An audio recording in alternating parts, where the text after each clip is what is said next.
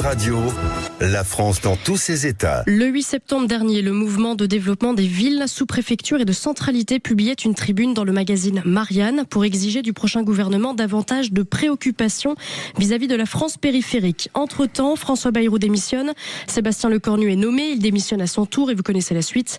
Quid de ceux qui restent, des maires de petites, moyennes et grandes communes, des conseillers municipaux, des sous-préfets? On en parle aujourd'hui avec le maire de Châteaudun, Fabien Verdier. Bonjour. Bonjour. Bonjour Fabien Verdier, merci d'avoir accepté l'invitation de Sud Radio. Donc vous présidez l'association des maires des villes de sous-préfecture.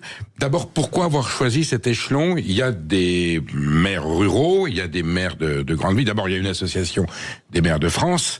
Et là, on a une catégorie qui remonte à combien de temps, l'association des maires de sous-préfecture? Nous l'avons créée début de l'année 2023. 2023. Alors, pourquoi cet échelon? Moi, ça me parle beaucoup, la sous-préfecture, en termes de territoire.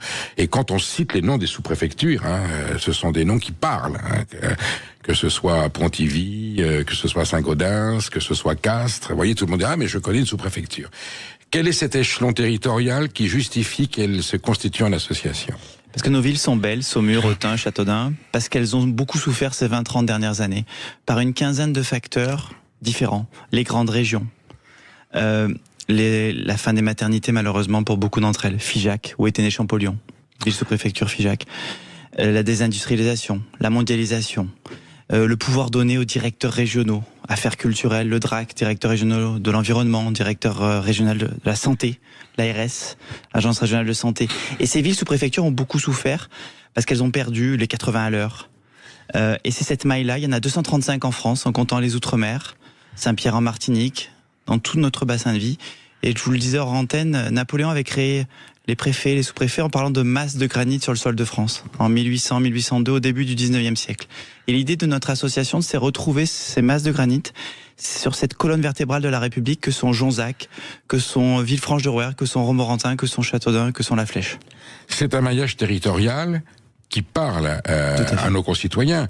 J'allais dire l'élu municipal et le représentant du corps électoral auprès des citoyens. C'est le premier contact. Mais au niveau de l'État, le premier contact, c'était le sous-préfet. Avec le sous-préfet Auchan d'Alphonse Daudet. Enfin voilà, un sous-préfet. On disait toujours, d'ailleurs un peu moqueur, un putschiste de sous-préfecture. Enfin, la sous-préfecture, c'est le bâtiment de l'État qui est le plus proche des citoyens. Est-ce que du coup, cette relation entre l'État et nos concitoyens est affaiblie par le fait que les sous-préfectures aient perdu de leurs prérogatives? Considérablement affaiblie.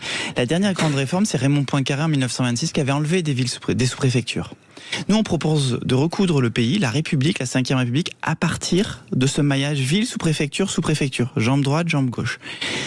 Je vous le disais dans la quinzaine de facteurs, avant il y avait les cartes grises qui étaient faites dans les sous-préfectures. En Eure-et-Loire, c'était Nogent-le-Rotrou, Dreux, Châteaudun. Aujourd'hui, on a perdu beaucoup. On est 7 ou 8 par ville, par sous-préfecture, en comptant le chauffeur du sous-préfet. On a beaucoup perdu. On a perdu les tribunaux, il y avait les prud'hommes, etc. La justice, pouvoir régalien, les greffiers, les magistrats, les gynécologues obstétriciens, la chirurgie. Tout ça a fait qu'on a affaibli considérablement ce bassin de vie, ce chef-lieu d'arrondissement qu'étaient les villes sous-préfectures.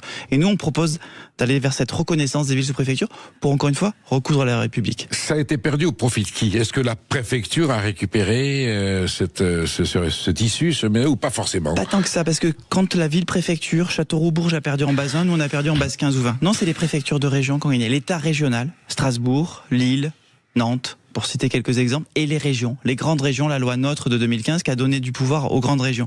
Et donc, quand tu es Vitry-le-François dans la région Grand Est, tu es considérablement affaibli. Quand tu t'appelles Bressuire, ville sous-préfecture, dans la région Nouvelle-Aquitaine, idem. La fin du député-maire ou du sénateur-maire. Bref, cette quinzaine de facteurs qui ont encore une fois fragilisé ces magnifiques villes qui étaient l'histoire de France et l'ADN de la France. Est-ce que pour autant, c'est un problème de reconcentration de l'État, de décentralisation? Est-ce que vous...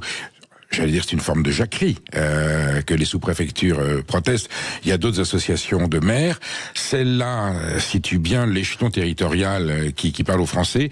Est-ce que vous verriez dans une décentralisation avec des pouvoirs régionaux accrus, la possibilité de, j'allais dire, redynamiser le rôle d'une sous-préfecture ou de cet échelon urbain? Oui, on le fait rarement. Prenons l'exemple de la Suisse, où il y a des cantons, une soixantaine de mémoire. Il y a un pouvoir exécutif et législatif par canton. Est-ce qu'il ne faut pas redonner, au niveau de l'arrondissement, au niveau de la sous-préfecture, de la ville sous-préfecture ou de l'intercommunalité, des pouvoirs accrus pour redynamiser? Nous, par exemple, nous avons 21 propositions dans notre projet avec les collègues. 15 sont sans coût pour l'État. On insiste bien, 15 sont sans coût. Sans coût pour l'État. Rien. C'est des choses simples. On demande 100 hectares de droit à construire. Parce que le ZAN, le zéro artificialisation net, ça fait partie des 15 facteurs, nous a considérablement affaibli. Qu'on soit en développement industriel ou qu'on soit en développement de l'habitat. Il nous faut reconstruire des logements. Parce qu'on a beaucoup de passoires thermiques dans nos villes sous-préfectures, villes moyennes. À l'Esparmédoc, en Gironde, à Blaye, etc., à Jonzac, à Valenciennes. On demande 100 hectares de droit à construire. Avoir le seuil de administrateur territorial. On a un défaut d'ingénierie. On manque d'ingénierie. Je le dis avec une note d'humour, on n'a pas de Zidane chez nous, on n'a plus de Normandie, on n'a plus de polytechniciens, on n'a pas d'Expo. Donc, avoir le seuil à 5000 habitants pour qu'on puisse accueillir des administrateurs territoriaux, c'est les communes, ce sont les communes, villes sous-préfectures qui paieraient en DGS, en DGA, cet administrateur territorial, etc., etc. Nos propositions. Cette association des maires de sous-préfecture, elle transcende les partis politiques et les idéologies. Il y a toutes les tendances confondues. Le rassemblement a été facile d'élus peut-être de sensibilités distinctes autour de cette thématique? Non, bien au contraire. Moi, je suis sans étiquette. On a des gens de droite, de centre, de gauche. D'ailleurs, certains, on ne sait pas dans quelle mouvance ou mouvement ils se situent. On parle. La dernière fois, on était à l'Assemblée nationale. Il y avait la Tour du Pin dans le Nord-Isère. Il y avait Rochefort à notre 2e congrès. On dit tous la même chose. Charge de centralité, ville de flux, grosse souffrance sociale. Nous sommes un peu des insulaires de la République. On nous a oubliés. La République nous a oubliés. Vous voyez, Châteaudun, en 1870, face aux Prussiens, nous avons résisté vaillamment. Il y avait un Dunois face à des Prussiens. Bataille célèbre. En Beauce, à Châteaudun, à Loigny-la-Bataille, à Varize, à Civry et à Châteaudun. On avait perdu le 4 septembre 1970. Et en 1877, Patrice MacMahon dit à la ville de Châteaudun, vous avez mérité, je vais vous octroyer la possibilité de faire figurer dans vos armoiries la croix de la Légion d'honneur. Nous sommes la 5e ville de France. Et moi, je le dis souvent, Châteaudun n'a pas abandonné la France. Et pourtant, la France, la République, l'État, me disent certains maires, l'État a abandonné Châteaudun et ses villes sous préfecture. Et c'est bien ça. Peut-être une petite jacquerie comme vous dites, mais c'est penser à nous, on existe. On veut se redynamiser, hôpital, MCO, médecine, chirurgie obstétrique, l'industrie, 100 hectares de droits à construire, qu'amènera de la TVA à l'État demain, c'est des sources de recettes, qu'amènera une balance commerciale pour le pays. Dans l'industrie aéronautique, moi j'ai Safran à Châteaudun, j'ai Vorwerk également dans l'industrie cosmétique, dans la pharma, dans la souveraineté géostratégique de notre pays. Nous sommes la solution, nous ne sommes pas le problème. Et si, Fabien Verdier, l'État décidait dans une réforme structurelle, j'allais dire importante, de dire quelque part le sous-préfet n'a plus lieu d'être, et si le maire de la sous-préfecture devenait le représentant de l'État dans sa commune, est-ce que c'est quelque chose de concevable? Pourquoi pas? Faut être ouvert. En tout cas, le statu quo est mortifère. La République ne tient plus qu'à un fil. Il faut changer profondément le paradigme. Vous parliez, il faut sûrement mieux déconcentrer, il faut sûrement mieux décentraliser. Je parlais de la Suisse tout à l'heure. En tout cas, il faut remettre ces masses de granit sur le sol de France. Nous, ce qu'on dit, nous sommes 234, 235 dans le pays. C'est à échelle humaine, c'est pas 8000, c'est pas 10 000. En comptant les Outre-mer, Calvi en Corse, etc., l'Alsace, jusqu'à Limoux dans le sud-ouest, Alès et le Vigan dans le Gard, nous sommes la solution avec des développements structurants pour notre République. Pour autant, les enjeux sont pas forcément les mêmes. Toutes les sous-préfectures ne se ressemblent pas. Il y en a qui sont plutôt rurales, d'autres qui sont plutôt urbaines dans les agglomérations. Vous sentez que la citoyenneté se sent concernée par votre combat? Le maire du Raincy, Jean-Michel Genestier, est avec nous. Argenteuil a signé des tribunes avec nous. Quel que soit, on est des villes de flux, des villes de centralité où on vient chercher du lycée, etc. On pense qu'il faut des bacs +5 dans ces villes. C'est souvent un maillage fin. Pour gommer cette insularité, il faut se retrouver. Et encore une fois, l'avenir de la France se joue à Montmorillon et à Pithiviers, c'est-à-dire dans ces villes sous préfecture. Et c'est intéressant ce que vous dites sur les maternités. Moi, je suis directeur d'hôpital de profession, on nous a supprimé beaucoup de maternités. On essaye d'enlever celle de Saint-Amand-Montrond dans le Cher. C'est un scandale. Et je défends Emmanuel, le maire. Si on a fait un schéma en disant moins de 300 naissances par an, faut fermer. On n'a jamais regardé les particularismes locaux. En Corse, j'ai eu un député du coin, il m'a dit on ferme ma maternité, je suis à 2 heures de route. Il faut mieux regarder localement. Il faut mieux que les élus gouvernent et choisissent à quelle maille on met la maternité. Et je pense aux femmes. Aujourd'hui, moi, j'ai des personnes qui accouchent à l'arrière d'une voiture à Châteaudun, sur la Nationale 10 avec la règle des 80 à l'heure. J'ai 30-35 changements de vitesse entre Chartres et Châteaudun, entre la ville sous-préfecture et la ville préfecture. Tout ça est profondément anormal et il faut ressouder le pays à partir de là. Est-ce que les conseils départementaux pourraient s'impliquer plus? Est-ce qu'on pourrait aussi leur donner des prérogatives que n'ont plus les sous-préfectures et des moyens surtout pour que le territoire soit mieux organisé. Tout ce que vous citez là, beaucoup de maires le racontent, s'en plaignent. Voilà, le désert médical, c'est une réalité. Les mobilités, les transports, ça touche énormément de départements. Et les gens d'ailleurs se sentent oubliés par la République à cause de ça. Vous pensez vraiment que le fait de repotentialiser une sous-préfecture pourrait remédier à ces carences de l'État? Par le bassin de vie à Châteaudun, tu as terminé, tu as Orgères-en-Beauce, tu es déjà à 30, 35, 40 minutes de la ville sous-préfecture du chef-lieu d'arrondissement. Déjà, c'est loin quand tu as l'Argentière en Ardèche, à Barcelonnette, à Castellane, etc., etc.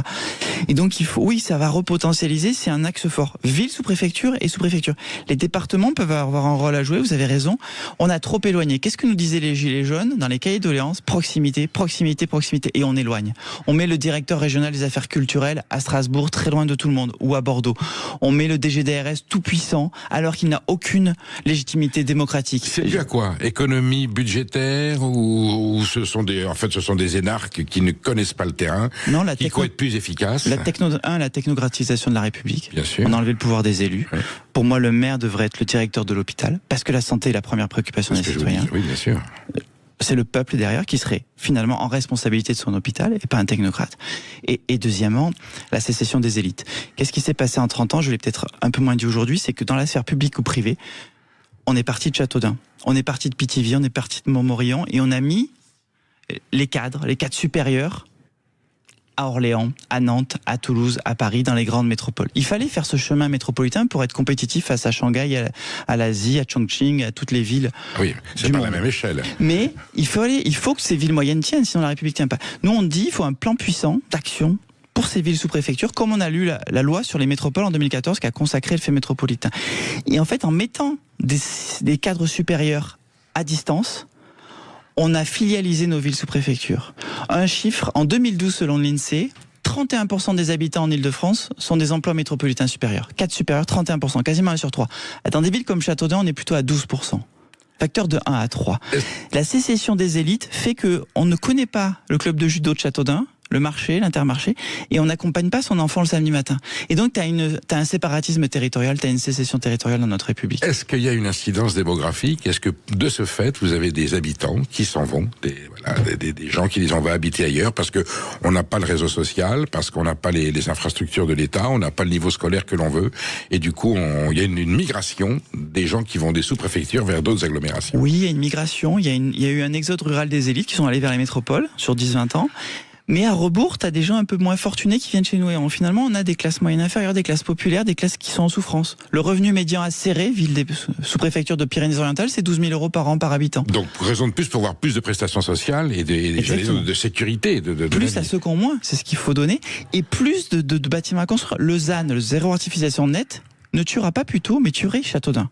Il faut donner 100 hectares en UX, comme je dis, UX c'était dans le PLU, plan local d'urbanisme, pour de droit à construire, faire des usines. Moi je viens d'accueillir Vorwerk numéro 2 dans le Grand Châteaudun, je suis président de l'Interco. On leur a vendu, avec le Grand Châteaudun, 12 hectares neufs, 13 hectares. Ils ont fait une très belle usine, il y a déjà 130 salariés, bien rémunérés, de la bonne industrie, de la haute valeur ajoutée, une spécialisation intelligente. Ça veut dire que je peux faire 7 à 8 usines. Et j'ai envie de dire, ça repart. Quelques médecins, un dermatologue, des dentistes, des usines. Et on refait République dans ces bassins de vie, dans ces arrondissements, dans ce qui fait la France depuis 2 siècles. Quand vous rencontrez les représentants du corps préfectoral, les préfets, ou le sous-préfet ou la sous-préfète de Châteaudun, ils en conviennent de votre malaise, ou ils sont tenus par un devoir de réserve, où ils reconnaissent qu'effectivement ils voudraient plus de moyens et qu'ils sont en train justement, le réseau sous-préfectoral est en train de se déliter. Ils en conviennent? Ils sont dans leur devoir de réserve, évidemment, mais certains, à demi-mot, en France et ailleurs, ils nous le disent, oui, vous avez raison. On a réouvert le président de la République a rouvert quelques villes sous préfecture il y a quelques années, mais pour en faire quoi? Et donc, oui, il y a un sujet, et je pense qu'ils nous soutiennent à demi-mot, parce qu'ils peuvent pas, ils ont Place Beauvau et la hiérarchie. Mais en privé, ils peuvent vous dire... Mais ils ont ce sentiment, en plus on a fait disparaître le corps préfectoral. On dit par exemple, par rapport à la sécession des îles, on dit, quand vous sortez des écoles, de Polytechnique ou de l'INSP, venez passer 6 mois dans les villes sous-préfectures. De stage de fin d'études, 6 mois. Mais dans la ville sous-préf, encore une fois, pas Orléans. On dit le sous-préfet adjoint, ça pourrait être un directeur de la réindustrialisation. La DGE, Direction Générale des Entreprises, ils font Ils sont à Bercy, ils font des visites d'usines en visio. Rendez-vous compte, en visio, on n'est plus dans le terroir, on n'est plus dans l'Aubrac, on n'est plus en Dordogne à Bergerac. 300 personnes ont été recentralisées ces dernières années dans la DGE à Paris. Je ne sais jamais s'ils sont à Bercy ou à Ivry-sur-Seine. Mettons-les dans les 235 villes sous-préfecture. Je dis bien dans la ville sous-préfecture, pas à Toulouse, dans la préfecture de région. On les met à Saint-Gaudens, on les met à Muret, et on les met avec le sous-préfet pour réindustrialiser, trouver des fonciers disponibles, des terrains disponibles et réindustrialiser le pays. Ça sera source de balance commerciale, de valeur ajoutée et de TVA pour le pays. Alors, la composition du gouvernement vous touche un petit peu, puisque le président des maires de la ruralité, Michel Fournier, élu d'une petite commune des Vosges, a été nommé ministre de la ruralité. C'est quelque chose qui vous réjouit, qui vous rassure, ou vous craignez au contraire qu'on ait nommé Michel Fournier à ce poste-là pour le neutraliser? Je vais vous répondre, Michel Fournier serait président de la République ou un autre Premier ministre, oui. Il ne devrait pas être secrétaire d'État ou ministre délégué, il devrait être ministre d'État. Vous voyez ce que je veux dire? Sébastien Martin, pareil, etc. Bien sûr. Il faut remettre au cœur du pouvoir ces élus de terrain, cette proximité avec la République. Donc il va faire du bon boulot, ou vous pensez qu'au contraire ils vont le neutraliser? On le souhaite, mais avec les motions de censure qui s'annoncent, on ne sait pas combien de temps cela va durer. Mais le fait qu'il y ait un ministre de la ruralité est un poste qui pour vous semble légitime. Il serait ministre d'État à Place Beauvau, ça serait encore mieux. Oh oui. Sébastien Martin et tous les autres qui connaissent le terroir. Sébastien Martin, Saône-et-Loire. Il faut refaire République. Il y a trop de franciliens dans ces gouvernements depuis des années, depuis Gabriel Attal. Ce n'est pas possible que les Yvelines, les Hauts-de-Seine et Paris-Centre gouvernent un pays de 68 millions d'habitants, où il y a 100 départements, où il n'y a jamais personne de Guadeloupe, jamais personne de Corse, rarement quelqu'un de région sud, rarement quelqu'un d'Occitanie, de Nouvelle-Aquitaine ou Bourgogne-Franche-Comté. Ce n'est pas normal. Même s'il y en a un ou deux ce coup-ci, il y a trop de franciliens. Merci Fabien Verdier, on vous a entendu et on espère que votre démarche aboutira. Merci à vous. Sud Radio. Parlons vrai. Sud Radio, parlons vrai.